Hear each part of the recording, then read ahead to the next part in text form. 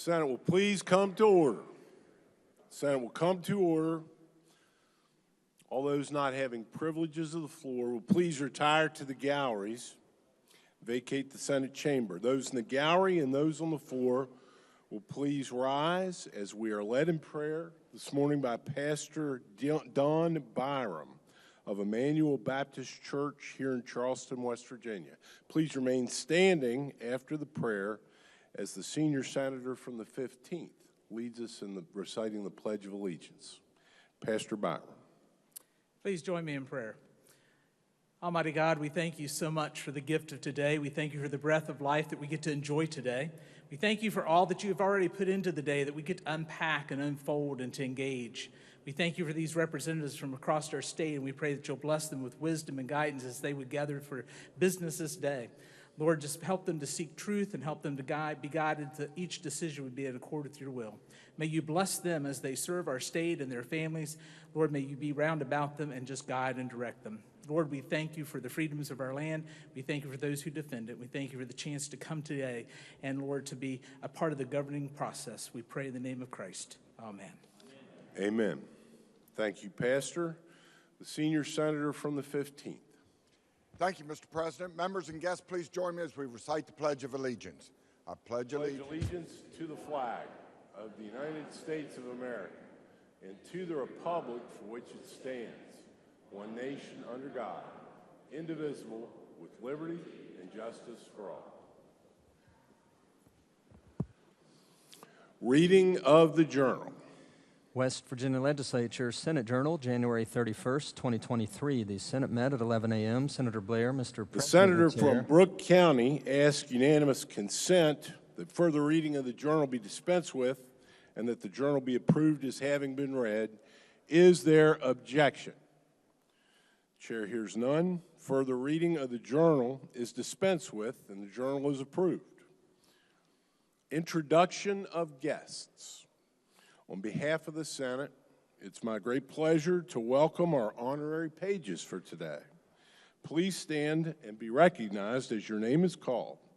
As a guest of the senator from Mason County, John Taylor. And as guests of the senator from Monongalia County, Maximus Woods and Emily Woods. Will the Senate please make our pages feel welcome?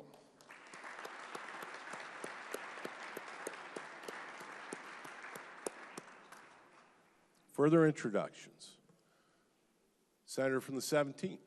Thank you, Mr. President. On behalf of the Senate, it is your honor and mine to introduce our doctor of the day. In the rear of the chamber with us today, we have Dr. Emily Ryder. She's a second-year family medicine resident here in our own Charleston. If you wouldn't mind standing, let Senate give you a warm welcome. Dr. Ryder has also decided to stay in West Virginia and practice after finishing, so thank you, Dr. Ryder. I have one other introduction, Mr. President. Senator may proceed. Thank you. Also with us in the galleries, we have with us, on behalf of myself and the junior senator from 17th, one of our AARP volunteers, Monty Brown. If you wouldn't mind standing, let us give you a warm welcome, and thanks for volunteering.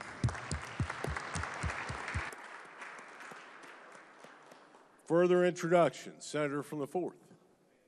Thank you, Mr. President. On behalf of the junior senator from the 4th and myself, I'd like for the Senate to welcome Christina Chill and the Hurricane High School 10th grader members of Raise. If y'all would stand in the pink shirts up here and blue shirts, this is the future of West Virginia right here for us, so please make them welcome.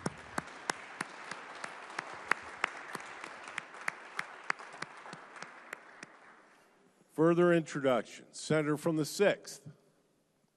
Thank you, Mr. President. Seated in the North Gallery is my niece, Elizabeth Dean, who graduated from Marshall University. Elizabeth, stand and Senate make her welcome.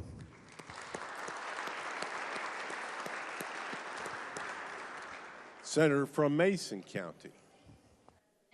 On behalf of my senior senator from the 4th, today in the President's Gallery, we have our chaperone for Mr. John Taylor, his mother, Linda Taylor. John, a.k.a. Kale, is a student at Point Pleasant Junior Senior High School. Linda's from Point Pleasant, and if the Senate could please make her feel welcome.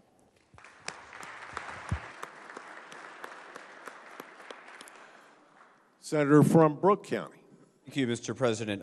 We'll hear about it a little bit later on today, but today is Unclaimed Property Day here in the Senate. And so as a part of that, we have with us as our guest our State Treasurer, Mr. Riley Moore, as long as his whole team from the Unclaimed Property Division of the State Treasurer's Office. So if they could rise and the Senate make them feel welcome.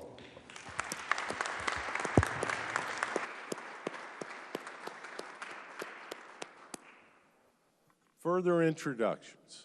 Senator from Monongalia. President, we have 2 pages that have been introduced already, Max and Emily. They are students at the West Virginia Academy Charter School in Morgantown, and they were brought here today by their mother, Allison, who's seated in the President's Gallery. If Allison Woods will stand and the Senate make her welcome.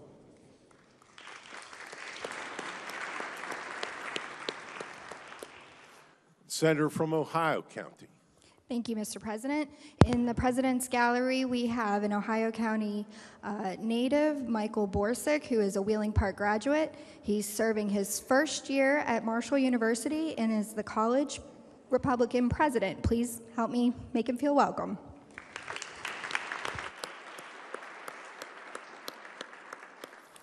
Senator from Taylor County. Thank you, Mr. President. Joining us today up in the North Gallery, we have a member of the Taylor County Board of Education. Also happens to be my father, John Taylor. If you could make him welcome.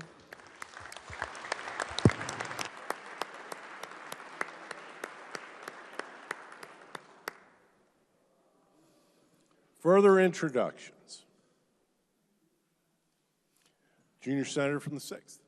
Thank you, Mr. President. I also would like to introduce from Marshall University, Bella Griffiths, and she is a senior health science major. Calvin Hunter, I believe they're in the President's Gallery. Stand as I call your name, please. Calvin Hunter is a senior biology major from Milford, Ohio. Amanda Bailey is senior information security major. Michael Borsick is a freshman political science major. And Abby Bull is a freshman sports management major. Senate, please join me and make them welcome.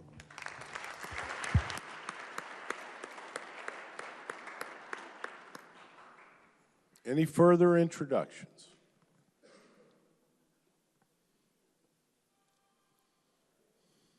If not, communications from the House. The Clerk of the House announced the House amended and passed Senate Bill 128, clarifying authority of governor and legislature to proclaim and declare state of emergency and preparedness. Senator from the 17th. Thank you, Mr. President. I move the Senate amend the House amendments to Senate Bill 128. The senior senator from the 17th moves that the Senate amend the House amendments to Senate Bill 128. Does the clerk have the amendment? Yes, sir. Senator Takubo moved to amend the amendment by striking out everything after the enacting clause. The senior senator from the 17th is recognized. Thank you, Mr. President. I request unanimous consent to explain the amendment in lieu of having it read. Is there objection? Chair hears none. Senior senator from the 17th. Thank you, Mr. President. The proposed Senate amendment would return the bill to the Senate version that we've already passed, with the exception that the House language that limits the executive order under state of emergency to 60 days unless it's extended by a concurrent resolution of the legislature or by the governor calling us back in. I urge adoption. Is there discussion on the amendment? If not, then the question before the Senate is on adoption of the amendment to the House amendments to Senate Bill 128. All those in favor say aye. Opposed? Say no. The ayes appear to have it. The ayes do have it.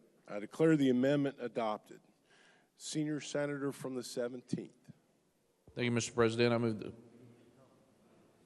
Senate concur in the House amendments to Senate Bill 128 as amended. The senior senator from the 17th moves that the Senate concur in the House amendments to Senate Bill 128 as amended. Is there discussion on the motion? If not, the question before the Senate is that the Senate concur in the House amendments to Senate Bill 128 as amended. All those in favor say aye. Opposed say no. The ayes appear to have it. The ayes do have it. I declare the motion adopted. The question now is on passage of the bill as amended. All those in favor will vote yea. Those opposed will vote nay. The clerk will prepare the machine.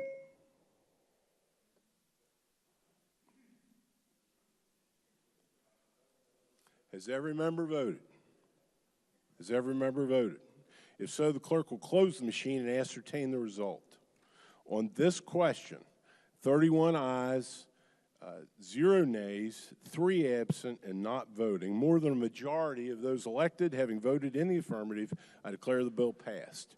Senior Senator from the 17th. Thank you, Mr. President. I move the bill be made effective from passage and request unanimous consent that the roll call used on passage of the bill be used to make it so effective. The senior senator from the 17th moves that the bill be made effective from passage and requests unanimous consent that the roll call used on passage of the bill be used to make it so effective. Is there objection? The chair hears none. So on this question, 31 ayes, 0 nays, 3 absent, not voting. More than 2/3 of the members elected to the Senate having voted in the affirmative, I declare the bill effective from passage. The clerk will communicate the action of the Senate to the House of Delegates. The House amended the title only as it relates to Senate Bill 132, clarifying criminal offense of harassment. The message will be received. Chair recognizes the senior senator from the 17th. Thank you, Mr. President. I move the Senate concur in the House amendments to Senate Bill 132. Senior senator from the 17th moves that the Senate concur in the House amendments to Senate Bill 132. Is there discussion on the motion? Senior senator from the 17th. Thank you, Mr. President. The bill clarifies that stalking and harassment are separate offenses, and the House only amended the title. I urge adoption. Is there further discussion? If not, the question before the Senate is that the Senate concur in the House amendments to Senate Bill 132. All those in favor say aye. Those opposed, no. The ayes appear to have it. The ayes do have it. I declare the motion adopted. The question now is on passage of the bill as amended. All those in favor will vote yea. Those opposed will vote nay. The clerk will prepare the machine.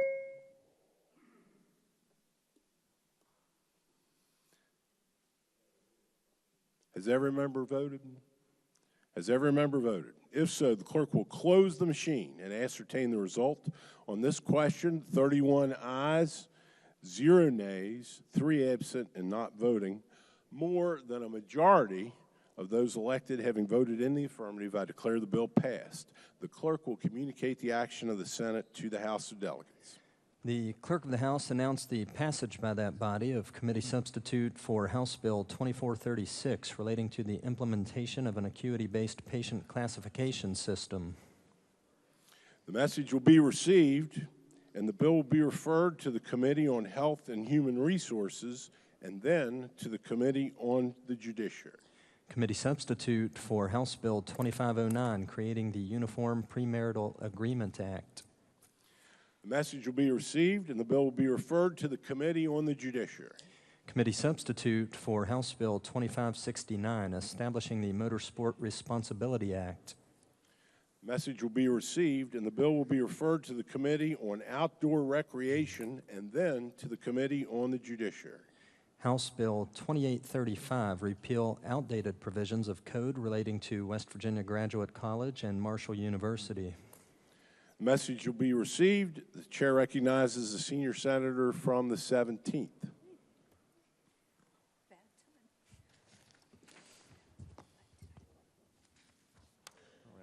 Thank you, Mr. President. I request unanimous consent that the committee reference be dispensed with. Is there objection? Chair hears no objection, so ordered. Committee substitute for House Bill 2850 relating to students with exceptional needs. Message will be received, and the bill will be referred to the Committee on Education and then to the Committee on Finance. Committee substitute for House Bill 2890 modifying student discipline. The message will be received, and the bill will be referred to the Committee on Education. Communications from the executive. There are none. Reports from standing committees. Your Committee on the Judiciary has had under consideration Senate Bill 232, creating study group to make recommendations regarding diversion of persons with disabilities from criminal justice system, and reports back a committee substitute for same, with the recommendation that the committee substitute do pass. Respectfully submitted, Ryan W. Weld, Vice Chair. The report will be received. Your Committee on Health and Human Resources has had under consideration Senate Bill 242 relating to residential substance use disorder service programs, and reports back a committee substitute for same, with the recommendation that the committee substitute do pass, but under the original double committee reference, first be referred to the Committee on the Judiciary. Respectfully submitted, Michael J. Maroney, Chair. The report will be received, and under the original double committee reference, the bill will now be referred to the Committee on the Judiciary. Your Committee on the Judiciary has had under consideration Senate Bill 296, Uniform Public Meetings During Emergencies Act, and has amended same, and reports the same back with the recommendation that it do pass as amended. Respectfully submitted, Ryan W. Weld, Vice Chair. The report will be received. Your Committee on Energy, Industry, and Mining has had under consideration Senate Bill 448, providing funding to Office of Oil and Gas for well inspections, and reports back a committee substitute for same, with the recommendation that the committee substitute do pass, but under the original double committee reference, first be referred to the Committee on Finance. Respectfully submitted, Randy E. Smith, Chair. The report will be received, and under the original double committee reference, the bill will be referred to the Committee on Finance. Your Committee on Health and Human Resources has had under consideration Senate Bill 479, expanding certain insurance coverages for pregnant women, and reports back a committee substitute for same, with the recommendation that the committee substitute do pass, but under the original double committee reference, first be referred to the Committee on Finance. Respectfully submitted, Michael J. Maroney, Chair. The report will be received, and under the original double committee reference, the bill will be referred now to the Committee on Finance. Your Committee on Finance has had under consideration engrossed House Bill 2506, creating a title clearinghouse for non-resident businesses, and reports the same back with recommendation that it do pass. Respectfully submitted, Eric J. Tarr, Chair. The report will be received. The Chair recognizes the senior senator from the 17th. Thank you, Mr. President. I request unanimous consent that the bill be taken up for immediate consideration and read a first time. The senior senator from the 17th requests unanimous consent that the bill be taken up for immediate consideration and read a first time. Is there objection? The chair hears none. The clerk will read the bill a first time. Engrossed House Bill 2506, creating a title clearinghouse for non-resident businesses. First reading of the bill. The bill will be advanced. The senior senator from the 17th. Thank you, Mr. President. I move the constitutional rule requiring the bill to be read on 3 different days be suspended, that the bill be read a second and third time and placed upon its passage. The senior senator from the 17th moves that the constitutional rule requiring a bill to be read on 3 several days be dispensed with, and the bill be read a second and third time and placed upon its passage. All those in favor will vote yea. Those opposed will vote nay. The clerk will prepare the machine.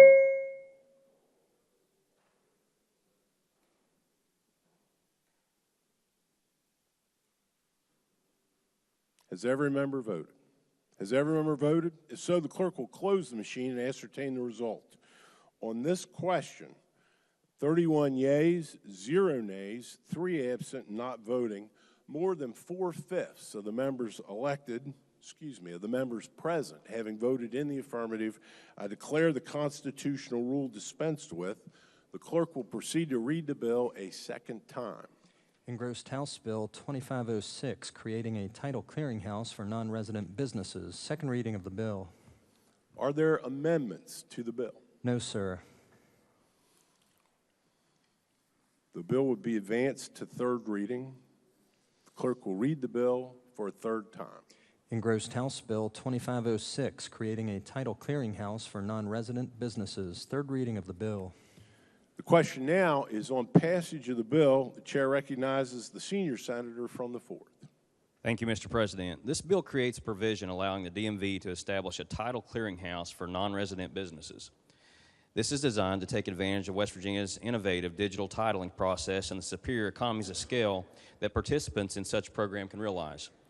The bill allows non-resident businesses to title vehicles in West Virginia through the clearinghouse. DMV will establish a participation fee and title fees for all entities which participate. These must be equal to or greater than the fees charged to residents. Each participant must secure their participation with a $250,000 penalty bond to guarantee that they will not utilize the program for fraudulent purposes. Clarification is provided that this does not supersede any current reciprocal agreements, title compacts the state currently is a party to, and notes that any provision of this bill that conflicts with such agreements shall be void. Finally, the bill provides that the DMV commissioner may develop and maintain a similar database for resident businesses to maintain a local, national, or international fleet of vehicles. The bill also provides for rulemaking by DMV to implement the provisions of the new section. The fiscal note indicates that there will be no need for additional, there will be the need for additional employees and expenses associated with the implementation, but according to the note, the fees that are permitted in the bill will be sufficient, and there is no need for additional appropriation to cover the cost. And beyond that, I would say I would go beyond just the simple description of the fiscal note, Mr. President, to show that this actually returns at full implementation $90 million per year to our road fund. And we're able to take advantage of this because of West Virginia being well ahead with the technology to do very large mass-scale titling for vehicles for fleets. So think about your U-Hauls, Ryder trucks, rental vehicles, those type things that need expedience on getting their titling done. And West Virginia is in the forefront of having that technology. And for having that done, we'll see West Virginia plates all over the country and those type fleets for registering their vehicles here, and see a significant improvement in our revenue for our highways. I urge passage of the bill and happy to take any questions. The question before the Senate is on passage of the bill. Is there further discussion? If not, then the question is, shall the bill pass? All those in favor will vote yea. Those opposed, nay. The clerk will prepare the machine. Has every member voted? Has every member voted? If so, the clerk will close the machine and ascertain the result on this question. 31 yeas, 0 nays, 3 absent and not voting. More than a majority of those present having voted in the affirmative, I declare the bill passed. Senior Senator from the 17th. Thank you, Mr. President. I move the bill be made effective from passage and request unanimous consent that the roll call used on passage of the bill be used to make it so effective. Senior Senator from the 17th moves that the bill be made effective for passage and asks unanimous consent that the roll call used on passage of the bill be used to make it so effective. Is there objection?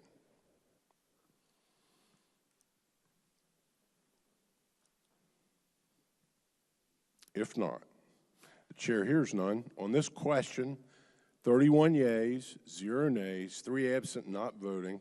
More than 2/3 of those elected to the Senate having voted in the affirmative, I declare the bill effective from passage. The clerk will communicate the action of the Senate to the House. Reports from standing committees. Reports from select committees. There are none. Introduction of bills. The chair recognizes the senior senator from the 17th.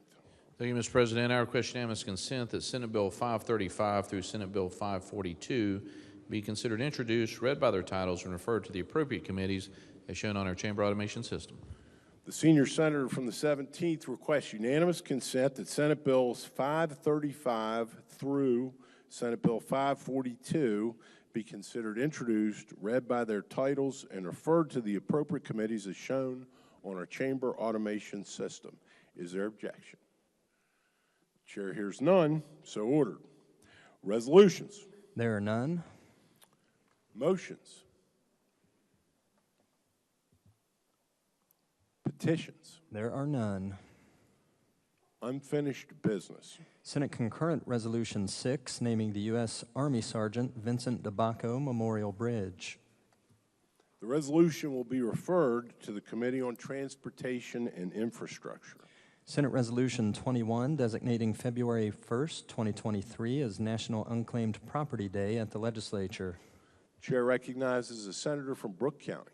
Thank you, Mr. President. I request unanimous consent that the committee reference be dispensed with and the resolution be taken up for immediate consideration and put upon its adoption. Is there objection? Chair hears none. It is so ordered. The clerk will read the resolution. Senate Resolution 21, designating February 1st, 2023 as National Unclaimed Property Day at the Legislature. Question is on adoption of the resolution. Is there discussion? Senator from Brooke. Thank you, Mr. President.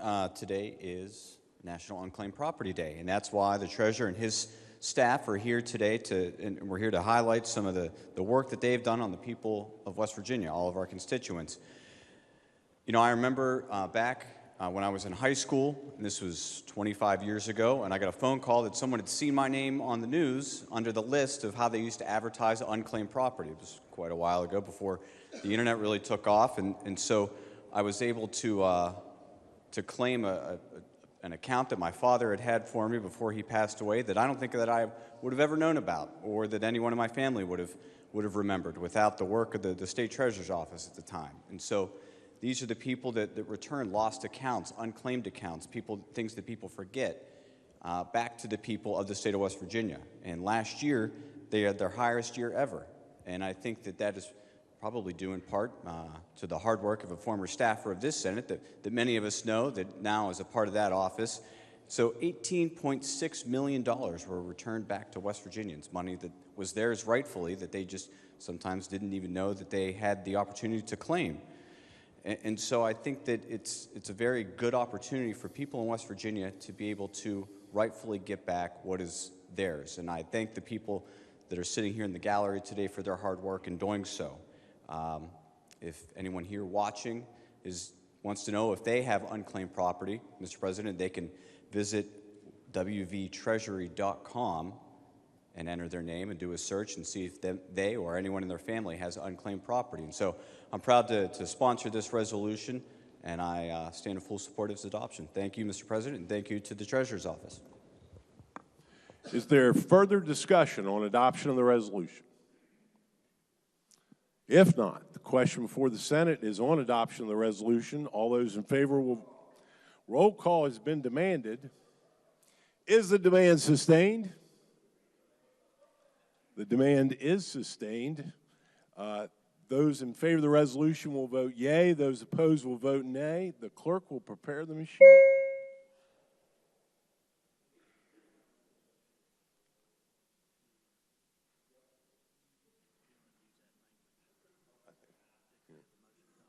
Has every member voted? Has every member voted? If so, the clerk will close the machine and ascertain the result on this question. 31 ayes, 0 nays, 3 absent and not voting. More than a majority of the members present having voted in the affirmative, I declare the resolution adopted. Senate Resolution 22, designating February 1st, 2023 as Marshall University Day at the Legislature. Chair recognizes the senator from Cabell. Thank you, Mr. President. So I request unanimous consent that the committee reference be dispensed with, the resolution be taken up for immediate consideration and put upon its adoption. Is there objection to the request? Chair hears none. The clerk will read the resolution. Senate Resolution 22, designating February 1st, 2023 as Marshall University Day at the Legislature. The question is on adoption of the resolution. Is there discussion? Senator from Cabell. Thank you, Mr. President. On behalf of my senior senator from the 5th, who's not able to be with us today, I'm very happy to present this resolution. I must mention, though, that my senior senator from the 5th, a native of Canova and a Marshall graduate, in my view, has done more for promotion of Marshall University than anyone else in this chamber for as long as I can remember. So what I'll try to do is carry the water for him as we talk a little bit about my alma mater, Marshall University. Marshall attracts its students from really around the world, around the nation, and of course around West Virginia. We draw students from southern West Virginia, such as the distinguished senator from Wayne and the senior senator from the 6th. Southern West Virginia has also brought Marshall the distinguished majority leader, senator from Kanawha. Other students come from central West Virginia and the Kanawha Valley, such as Beverly Douglas, who is indispensable to our judiciary operations, as you well know. Not to mention my friend, the senator from Kanawha, the junior senator from the 4th, who has football and basketball season tickets and definitely bleeds green. Now, one of our distinguished graduates can't be here with us today. He's from Martinsburg, and we do get a lot of students from the Eastern Panhandle. Before I forget, we get a lot of students from the Northern Panhandle. That would include the distinguished health chair, the senator from Marshall. But anyway, Mr. Nazi Johnson can't be here today. He's from Martinsburg. He's making his way to the great state of Arizona. We'll all be able to see him next Sunday as he suits up in the defensive backfield for the Kansas City Chiefs. Now, we have a fair number of people here today that are quite distinguished. I'll miss some.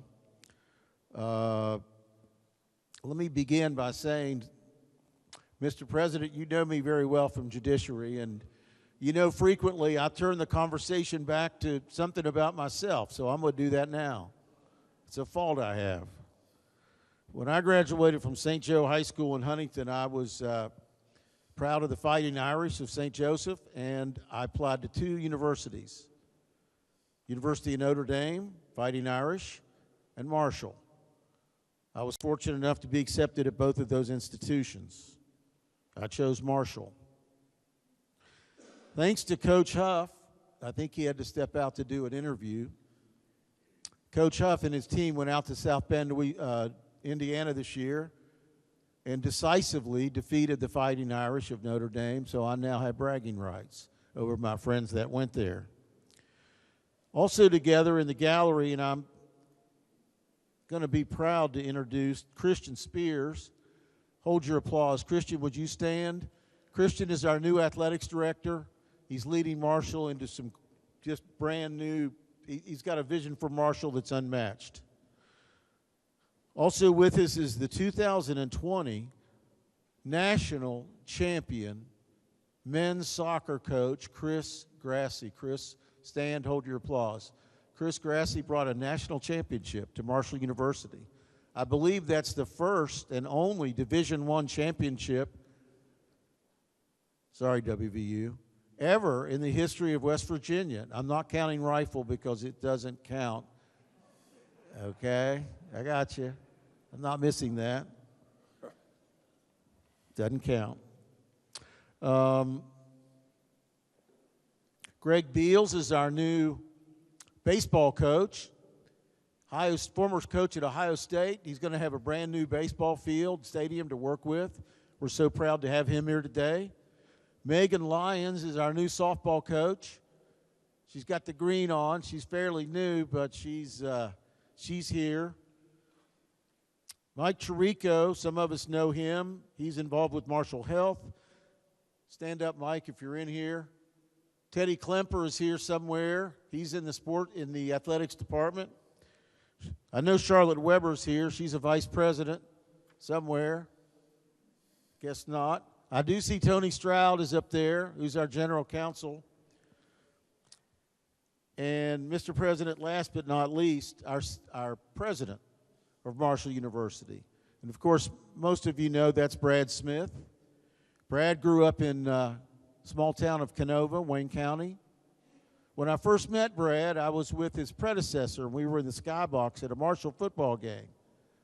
And I was a big fan of the former president who retired. So I was introduced by him to Brad Smith, and I said, Brad, you've got some big shoes to fill.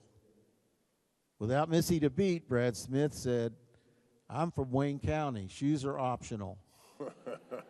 So I knew we were going to get along right off the bat. Brad Smith is well known as the former ultra-successful CEO and president of Intuit. He's known internationally. He had Bill Gates here in town a couple weeks ago. I think he met with you, some of the leadership. They did. Brad has a vision for Marshall University that will take us far. He could have stayed out in California. He's quite famous and I'm sure well-to-do. But out of a sense of gratitude, he came back to Marshall. He came back out of a sense of gratitude to repay a debt that Marshall gave him. And his leadership, I believe, will take Marshall to places that we never imagined before. So, Brad, welcome to the Senate. And everyone else that I've introduced, if you'll please stand and let the Senate make you feel welcome.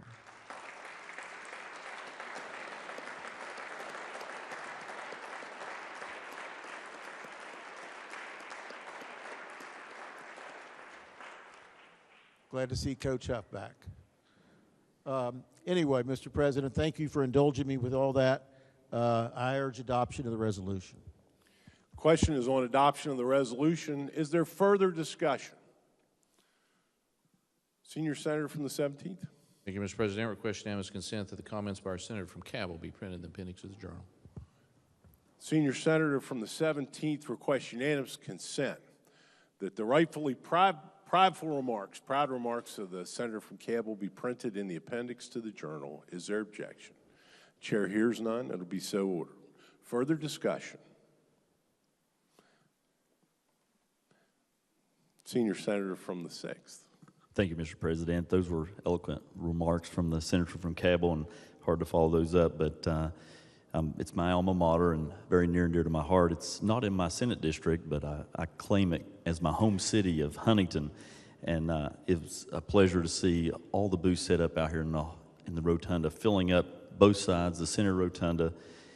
And I think I've said this before here, but I would not be standing right here if it wasn't for my education that I received at Marshall, with the knowledge and the interpersonal skills and public speaking classes. Just helps me every day. I use it. Even I've got one degree from marketing, one in business management. But no matter what I'm doing every day, skills that I learned there, I use no matter what subject matter we're talking about. But I thank you, everyone from Marshall, and all you do for our state. Thank you, Mr. President. Further discussion. Senator from Marion. Thank you, Mr. President. I don't have any discussion, but since it is Marshall Day, I'd like to see the board lit up green, and I ask for a roll call. Very well. Any further discussion on adoption of the resolution? If not, roll call's been demanded. Is the demand sustained? In the opinion of the chair, the demand is sustained. Those in favor of adoption of the resolution will vote yea. Those opposed will vote nay, and the clerk will now prepare the machine.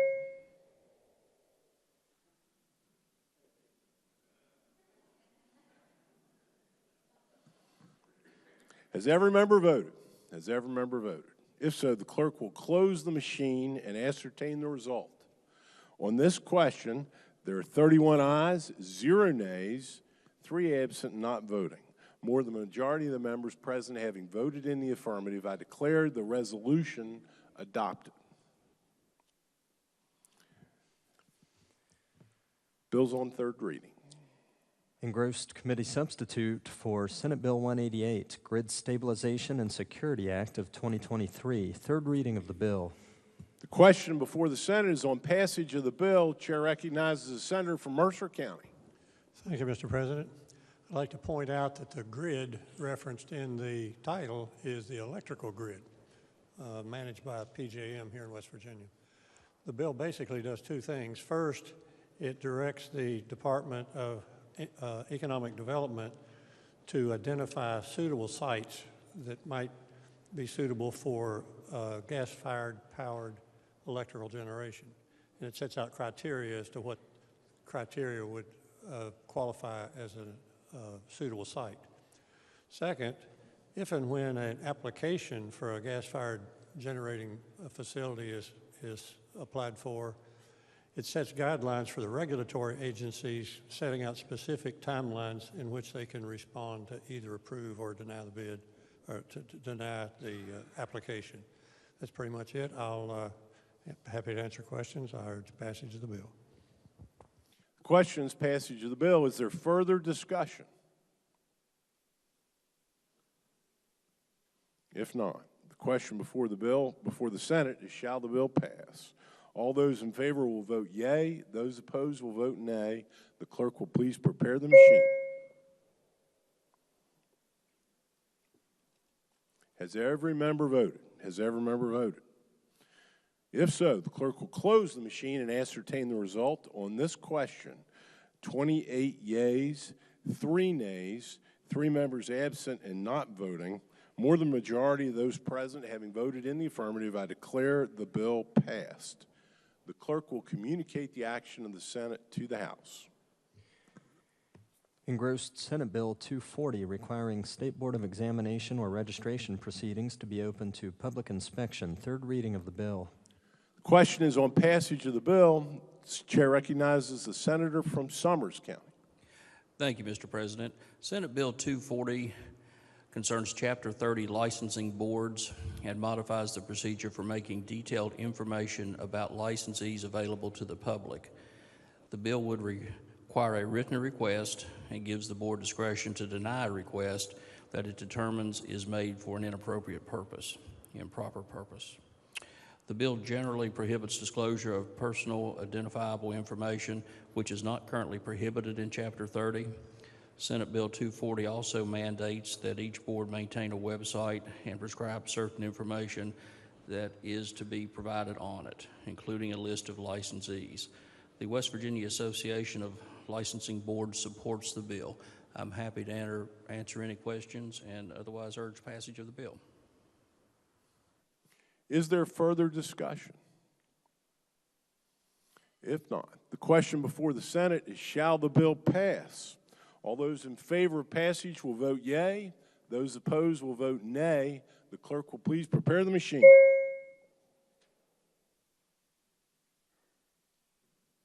Has every member voted?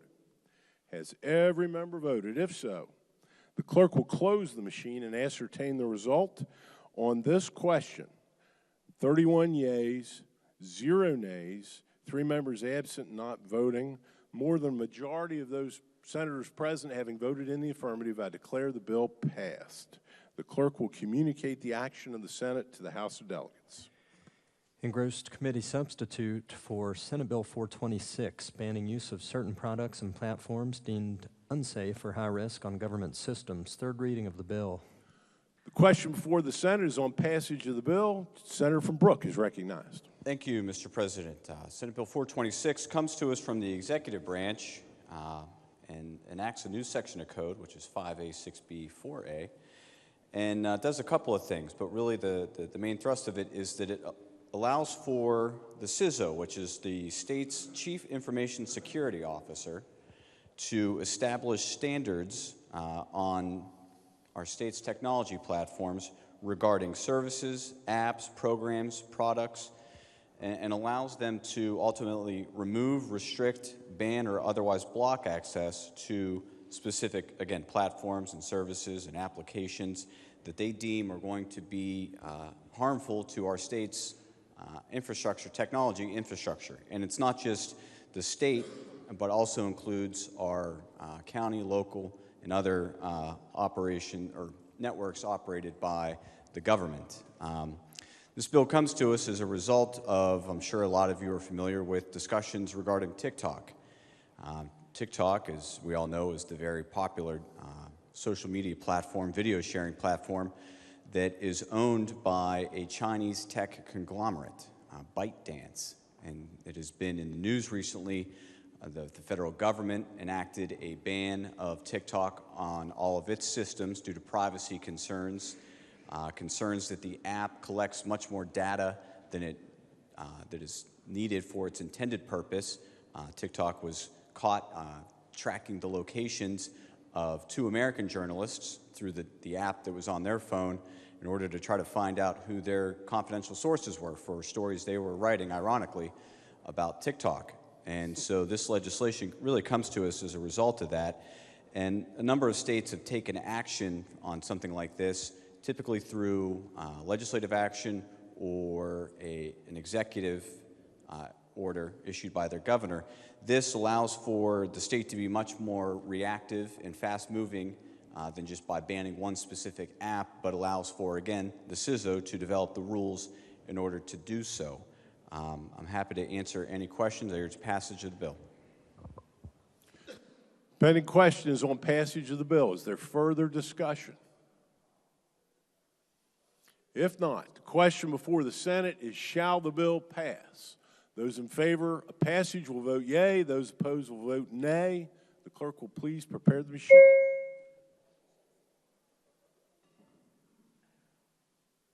Has every member voted? Has every member voted? If so, the clerk will close the machine and ascertain the result. On this question, 31 yeas, 0 nays, 3 members absent and not voting, more than the majority of those present having voted in the affirmative, I declare the bill passed.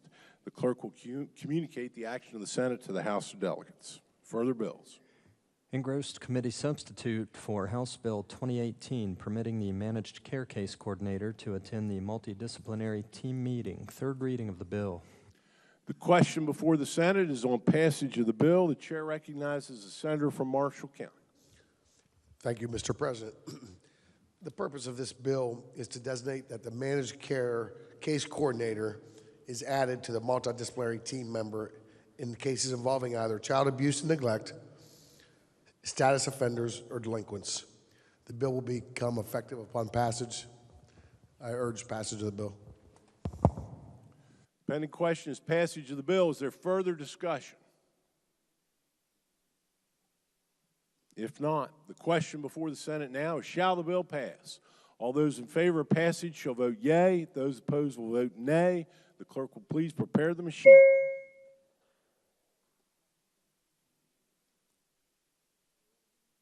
Has every member voted?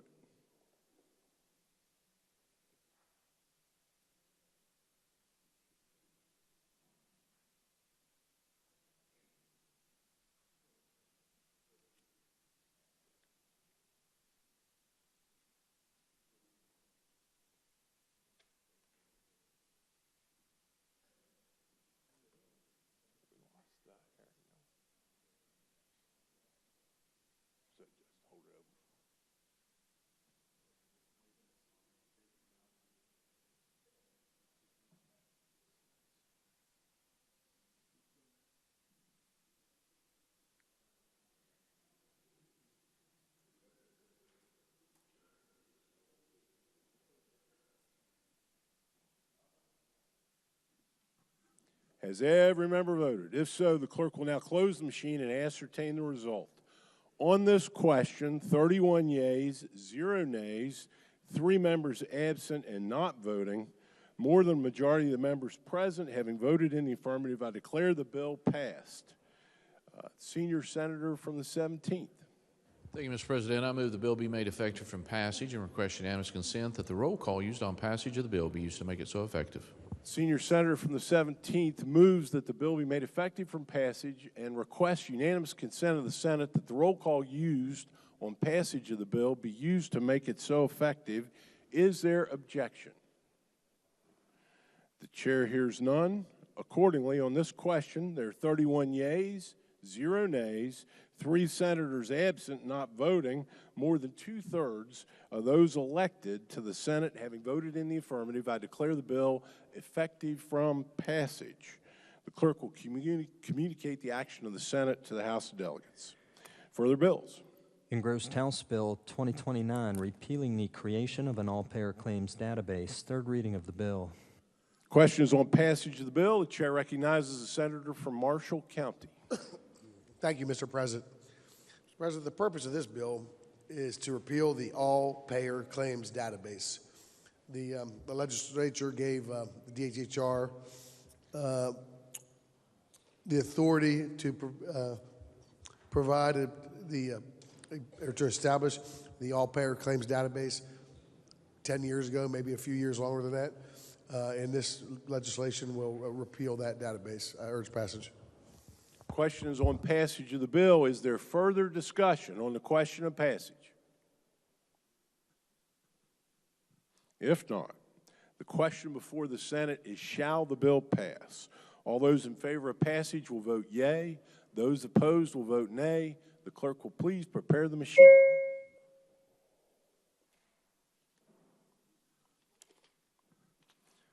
Has every member voted? Has every member voted? If so, the clerk will close the machine and ascertain the result on this question. There are 31 yeas, 0 nays, 3 senators absent and not voting. More than a majority of the members present and voting, having voted in the affirmative, I declare the bill passed. Senior Senator from the 17th. Mr. President, I move the bill be made effective from passage and request unanimous consent that the roll call used on passage of the bill be used to make it so effective. Senior Senator from the 17th moves that the bill be made effective from passage and requests unanimous consent of the Senate that the roll call used on passage of the bill be used to make it so effective. Is there objection? If not, I declare the motion adopted. More than 2/3 of the members elected to the Senate having voted in the affirmative, I declare the bill effective from passage. The clerk will communicate the action of the Senate to the House of Delegates. Bills on second reading. Committee substitute for Senate Bill 356, authorizing DOT to promulgate legislative rules. Second reading of the bill. Are there amendments to the bill? Yes, sir. Senator Trump moved to amend the bill on page 2, section 2, lines 6 through 8 by striking out all of subsection B. Chair recognizes the senator from Brooke County. Thank you, Mr. President. The amendment that you have before you removes a Department of Highways rule. Senator from Brooke County I asks request unanimous consent to explain the amendment that I just explained in lieu of having it read. Senator from Brooke County asks unanimous consent to explain the amendment in lieu of having it read. Is there objection? The chair hears none. Senator may proceed. Thank you, Mr. President. Now, so the amendment that we have before us removes Department of Highways rule regarding the construction and reconstruction of state roads. The content of the rule is already published in a biannual manual that the DOH puts out called Standards and Specifications by the division's Technical Support Division, and this rule is not necessary as a result. I urge adoption. Thank you, Mr. President. Is there further discussion on the question of adoption of the amendment? If not, the question before the Senate is on adoption of the amendment offered by the senator from Morgan, who believes it's a good amendment. All those in favor of the amendment, please say aye. Those opposed, no. The ayes appear to have it. The ayes do have it. I declare the amendment adopted. Are there further amendments to the bill? No, sir. The bill will be then engrossed and advanced to its third reading. Bills on first reading. Chair recognizes the senior senator from the 17th.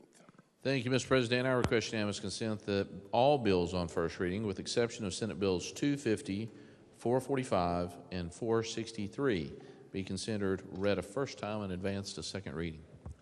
Is there objection? If not, it will be so ordered. Committee substitute for Senate Bill 250, requiring Level 1 permit holders to display student driver on rear vehicle. Senior senator from the 17th. Thank you, Mr. President. I request unanimous consent that the bill be re-referred to the Committee on Transportation and Infrastructure. Is there objection?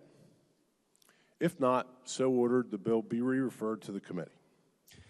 Senate Bill 445, repealing outdated section of West Virginia Code relating to West Virginia Graduate College and Marshall University. Senior senator from the 17th.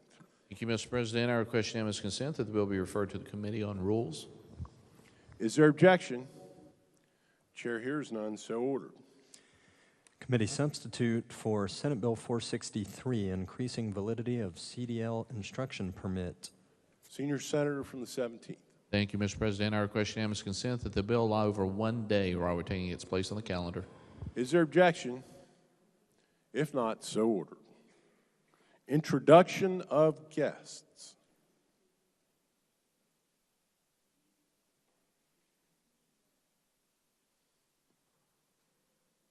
If not, remarks by members.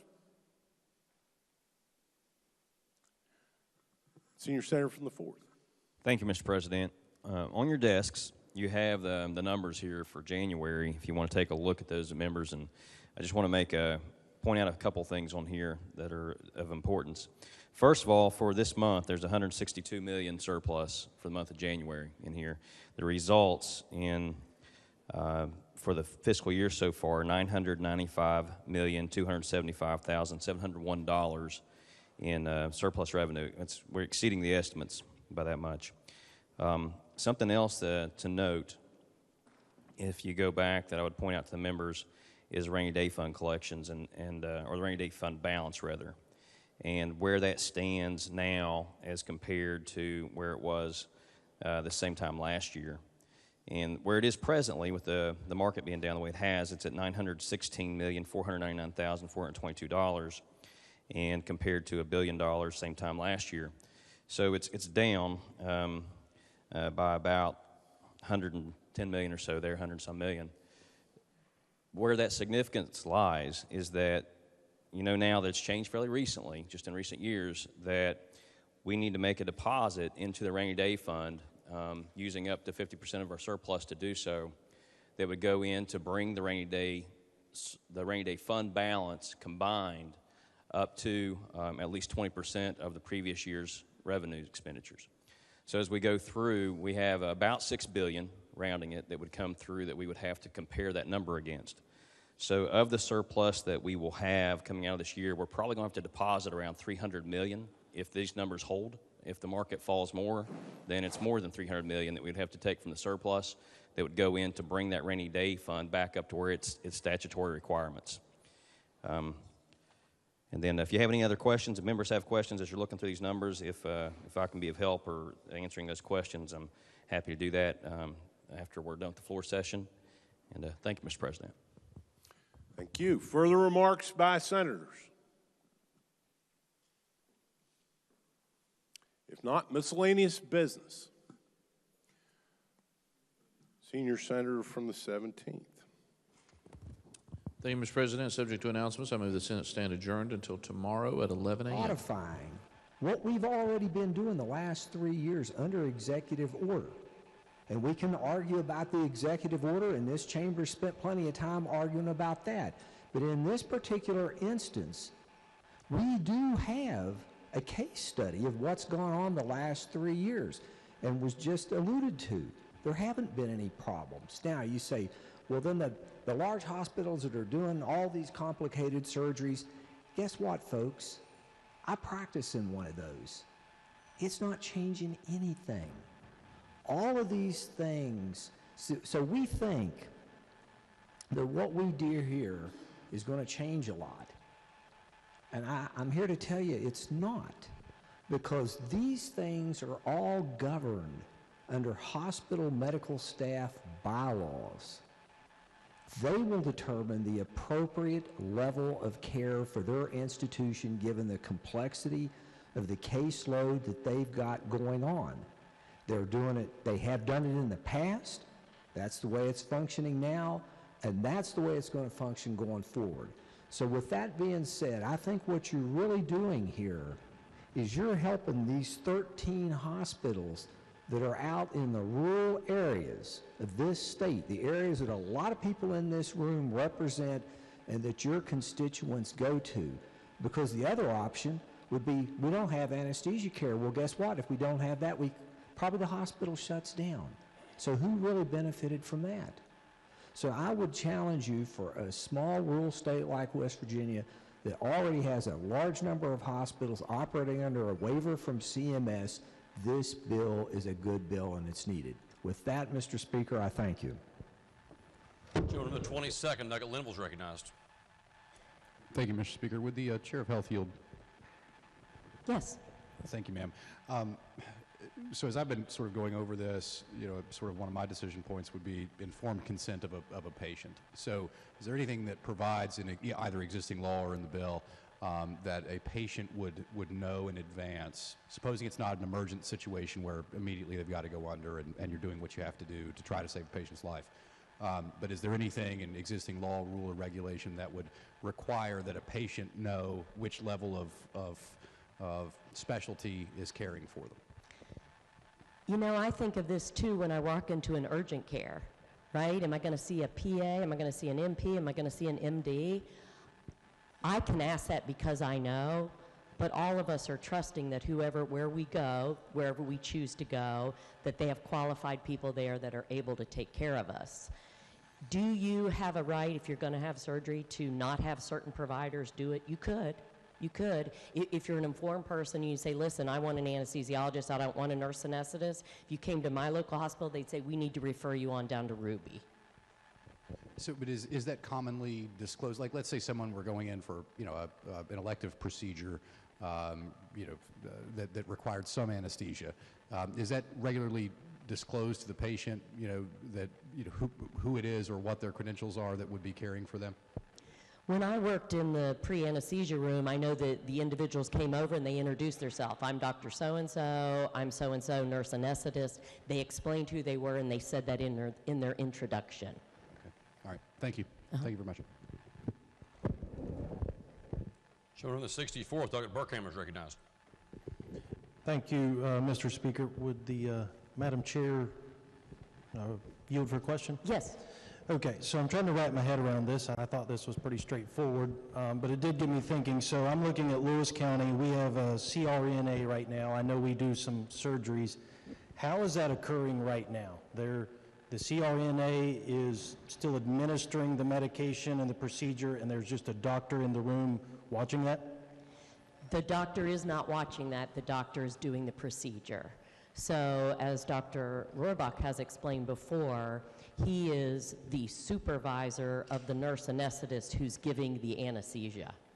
And he has explained that that is not the role he wants to be in, where he is supervising and ultimately responsible for any decisions that need to be made there when the other individual has much more training. Okay, so we're not removing the doctor from the room. We're just saying you don't have to actually have the anesthesiologist.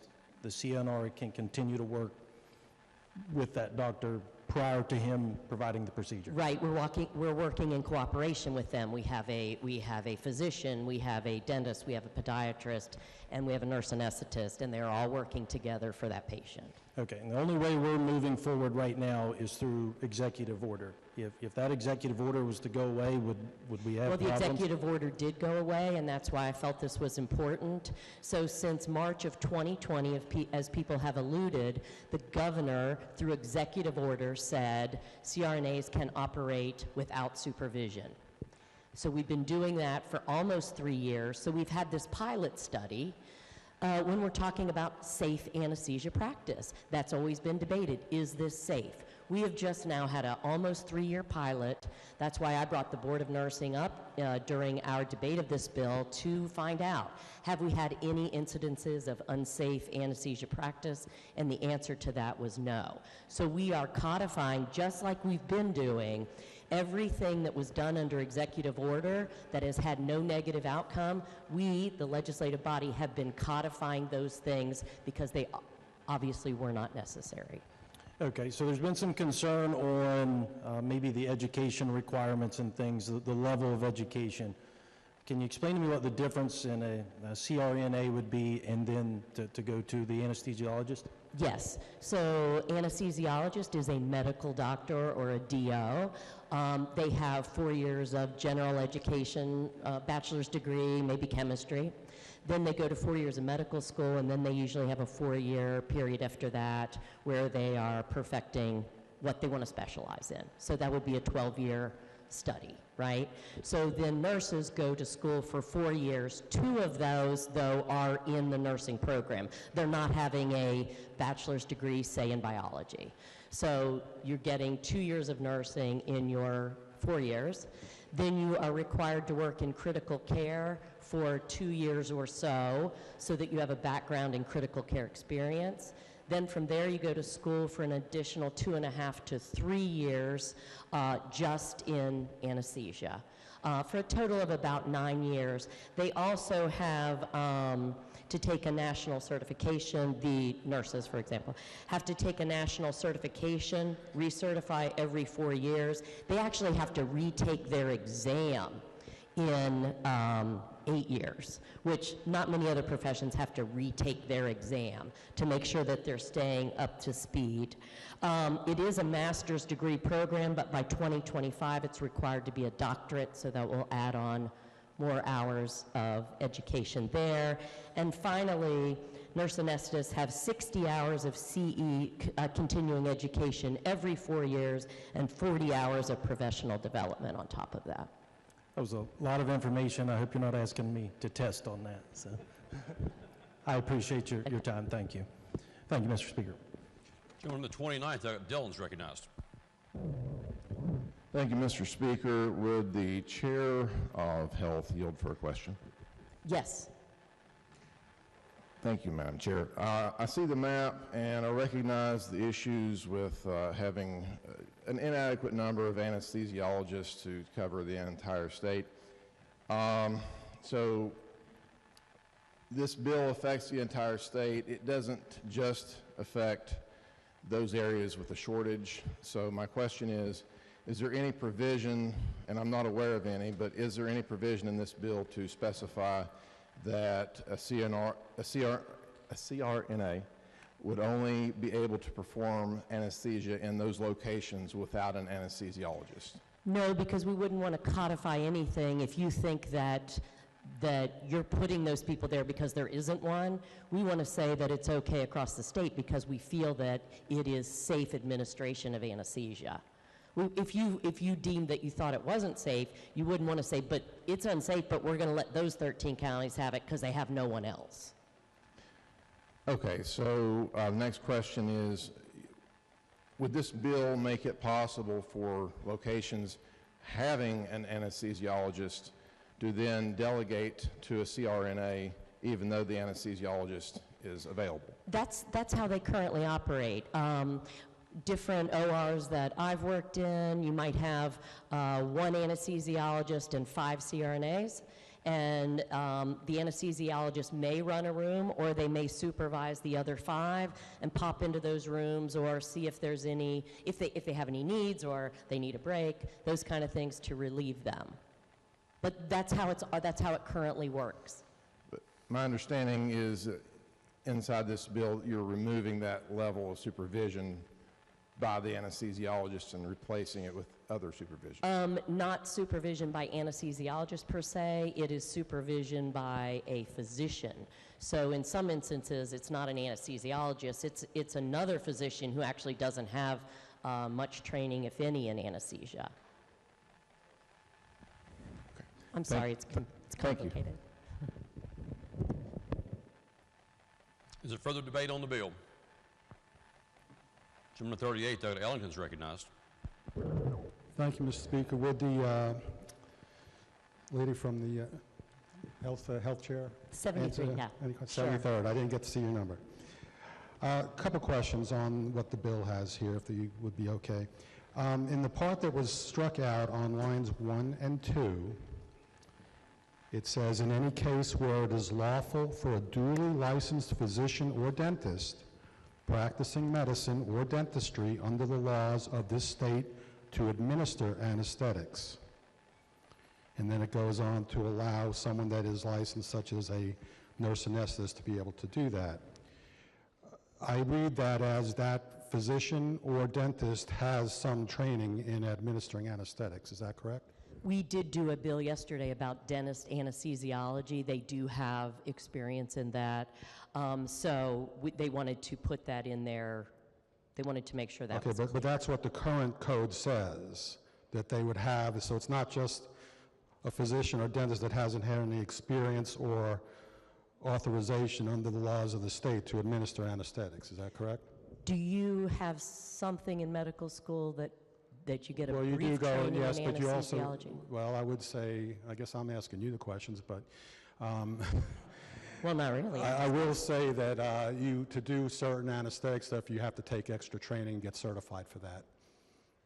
So, but that's where I'm asking for clarification under the law there. So my impression, as I would read it, is that they would have some authorization under the state law to administer an anesthetic. And then we'll leave that in debate there, but if you go down to lines 9 and 10, it says, this is the new, what you want to change it to, it says the administration of anesthesia may be provided by a certified registered nurse anesthetist in cooperation with a physician, podiatrist, or dentist. So podiatrist is added into there, and I don't know if they get any training in anesthetic utilization, but then that leaves physician or dentist, doesn't say anything about their qualifications for anesthetic administration. And so in the new section in A, where it says it may be provided by the CRNA in cooperation with them, this is allowing the CRNA to practice to their full scope where they don't need someone supervising them with training in anesthesia. Okay, that would be my point. So the initial code does have some type of supervision of someone that was trained in anesthetic administration, but this new part doesn't. Would you agree with that? Then probably we've been acting outside of the law across the state of West Virginia because they do not, that is not currently how it's done. So maybe we're correcting our state law to actually what we do in the state of West Virginia. I'm not disagreeing with you, and I don't say that that would be correct or appropriate to do. For the part of, as you mentioned, from lines 19 through 21, purposes of cooperation means a process in which the certified registered nurse anesthetist and the physician, podiatrist, or dentist work together, and of course each of the three of those may not have any anesthetic background, with each contributing in an area of expertise, which would then lead the nurse anesthetist to the higher level of anesthetic training. Would that be correct? Definitely, I would say so for dentist and podiatrist. I wouldn't know the physician's training. All right, but it could. I think it's possible. Okay, thank you. Yes. May I speak to the bill? Yes, gentleman is recognized. All right. Thank you, Mr. Speaker. I was asked to speak to this. I was also asked not to speak to this. But I do want to share some cautious ideas for you to consider, since this will be policy if this is adopted. One, I'll just up front, I do have a good relationship with my nurses. I respect them. I think docs and nurses always have a little bit of, maybe it's in our DNA to kind of pick on each other, but we do mutually respect our roles and duties. And I will say I've had a lot of nurses over time that like what I've been doing here in the legislature, but I've also had some that chastise me for some of the things we've done too. So one of the things that we had a couple of years ago was adding aides. I mean, actually last year we tried to add aides to the nurses in schools to give them help. And the point that I'm going to try to make here is the aides, the RNs did not want those aides. It would be either an RN or an aide.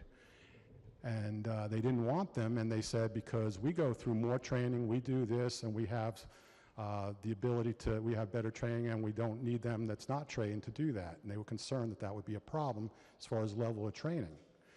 But that required that they supervise those people that were aides to help them. Legislation a few years ago that I got chastised on was trying to help with giving aides in nursing homes.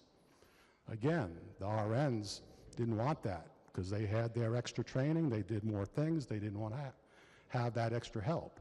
We were trying to help because of shortages. So, but then again, that also required that they had supervision over those people helping them, not acting independently. So the concern I have is when we have physician extenders, in general, mid-level providers is what is commonly referred to. No disrespect whatsoever. Certain purpose for all people to do these things, but the initial purpose was for low acuity, low risk procedures to help because we did have shortage of physician providers. And the concern was that these people would help doing low risk cases and things like that to help out. Not to be doing high risk cases. Not that they would. Most people know what their limitations are. However, over the years, we ended up looking at the shortages through our area. So what we did was a few years ago when I was health chair, was brought to my attention that The collaborative agreement with nurse practitioners was being abused by some people, and that they wanted to have a way to get out of that collaborative agreement, but allow people that had good record, 3 years of experience, I believe, that they could go out to rural areas to serve the needs of the public out there. And that was the intent of that. Other states did that. So to tell you, yeah, other states did that, they didn't have any problems. So the intent was to do that because a lot of the primary care providers could not manage practices out in rural areas. We still have that problem today. It's difficult to run a practice, be sustainable. We do have telemedicine nowadays that helps do that, but it's not the same as face-to-face. Plus, there's not areas that have internet access for those people. So there's always going to be that part in the state. Well, we did enact that law to kind of give those nurse practitioners the ability to go out rural areas of the state to do that. Some did. Majority of them didn't. Majority of them stayed in urban areas, competing directly with the primary care providers. That makes it harder. It also has those primary care providers, one of the unintended consequences is that many of them are going to age out. Many of the new ones that would go through school and rack up a large debt are not going to want to compete in those same areas. So we're already starting to see a decrease in primary care providers in those areas in our state. My concern is the same for anesthesia. So the other part, though, is we have there's what's called practice creep, meaning that the practices and scope of practice start to merge. And then that line gets very blurry as far as what is the level of care and what's provided. Now, many of the nurse practitioners know their limitations of what they can do, but it's left open to scope of practice. So what happens there is many of those providers see patients that have chronic conditions. That's not necessarily what was supposed to be done. That was not the intent. Yes, they're providing care, but they are also in the urban areas and not out in the rural areas doing that. So if you look at what's going on in our state, just look around what's out here. You have a lot of mid-level providers at urgent care. It was mentioned by the chair lady that urgent care, you will see, you don't know, you're going to see a nurse practitioner, a PA, in other places, the other extenders are your nurse midwives and you're also your nurse anesthetists. But if you go to an urgent care, you're most likely going to see a mid-level provider. And that's not necessarily be for major cases. Minor stuff, minor acute things for them to take care of. So typically, if you have something major, you're going to be referred over to the emergency room. Now, for those of you, I don't want anyone to have to end up in the emergency room, but many of you have spent time there or seen stuff. And there are several here that work in those areas too, which I hate that they have to do that. But the emergency room is more acute cases. They do have more mid-levels. Hospitals have been hiring more mid-levels, nurse practitioners and physician assistants. Problem is, they see in acute cases, minor cases, but you have an ER physician that is supervising that and is there for the major cases. You're not going to have the nurse practitioner crack a chest open in the ER, okay? So, give you a couple other examples of where there are problems that don't always get reported. And I'll go with cases that were over at my own hospital. This last Friday, I had a surgery that I had to do that evening. I ended up talking with the anesthesiologist at that time. Asked him, what do you think about this? And he said, yeah, there's that blurred line there that anyone, and that nurse can, anyone can administer medications through an IV, put a mask on, and put them to sleep. Problem is when you get into the complications. And that's the concern. And I was told, he said, just earlier that day, he had a gentleman, a very hefty gentleman, that the nurse anesthetist was taking care of. It was not even a general anesthetic case. It was a very mild local case. Turned into a major case because of an allergic reaction. What ended up, that person had to be intubated. The nurse anesthetist was not unable to do so. Now, many of them can do it. I'm giving you a case where this was a case where he couldn't. Anesthesiologist had to come in and end up doing that. He said if this nurse anesthetist was the only one practicing, that was top level of care at our hospital, that was the only one there, that gentleman probably would not have made it. Okay, give me that example. A few months ago, I'll give you a case where I was involved in. as far as just on labor and delivery with a nurse midwife. Very good nurse midwife, actually trained around here. I know it's different than an anesthesiologist, but I just want to give you a case of what happens. This one was doing that we have supervision by one of the physicians in these cases. I just happened to be up there at the time. Routine delivery. Person ended up having an inverted uterus. If any of you know what that means, they're hemorrhaging. That person bled out like stink. If I wasn't there, that person probably wasn't going to survive. The nurse midwife wasn't able to take care of that. Can't take them to surgery. Didn't know what to do as far as correcting that, even though some of them were trained on that. But that was an acute case that happened from a very healthy young person that you wouldn't expect. So that person's alive, and I can only claim a few people over my career that I can actually say, yeah, if I didn't do that, that person might not be here. But this was a case that just happened within a few months. Now that goes to our peer review for them to look at and things like that, but a lot of those things don't get reported. So when you hear data saying no instances in the state or anything like that, there are these instances that happen. And what I'm going to say to you is many of these cases, not the big cases, the major things that you're anticipating, because those aren't the ones that get you. It's usually the cases that you're not expecting. Kind of equate that to the bills on the floor. You could have a bill, you think, oh, this is going to be a long debate. We're going to be going through this all day. It doesn't happen. You get the one, you say, oh, I'll take 5 minutes, and that's the one you're here for a couple hours. Same thing happens in medicine. The cases you're not expecting, the routine, simple ones that cause the problems most of the time. And that's when you wish you had that person that had the higher training.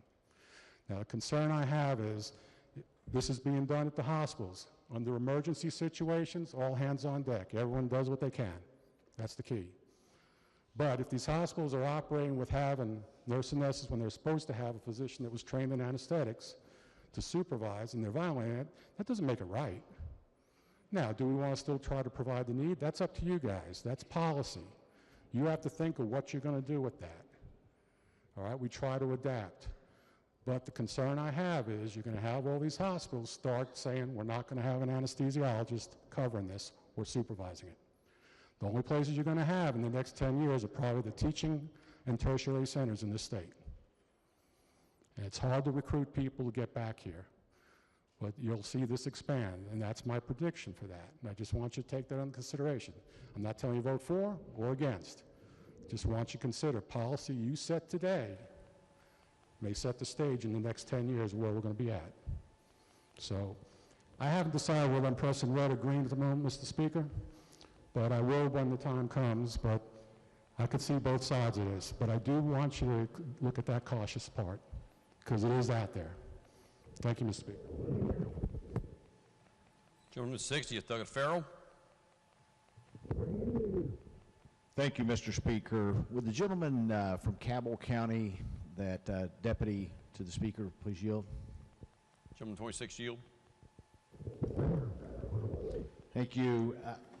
You are a physician as well, and in full disclosure, he's my doctor. I'm a gastroenterologist here. He's the only person that's seen the inside of my esophagus. And a fine esophagus it is, too, I might add. All right. I wish it felt that way at times. But the procedures that you do, outpatients, obviously my procedure was outpatient. You use anesthesiologists often, right, on a regular basis as you perform your procedures. Is that correct? Gentleman would be correct. And so you said anesthesiologist, correct? Correct.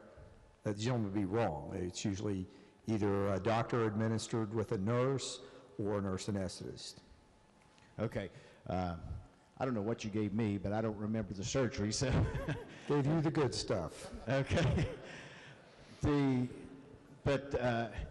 been doing this for, and you work HDM or HGMI, is that correct? HIMG. Okay, get those acronyms correct.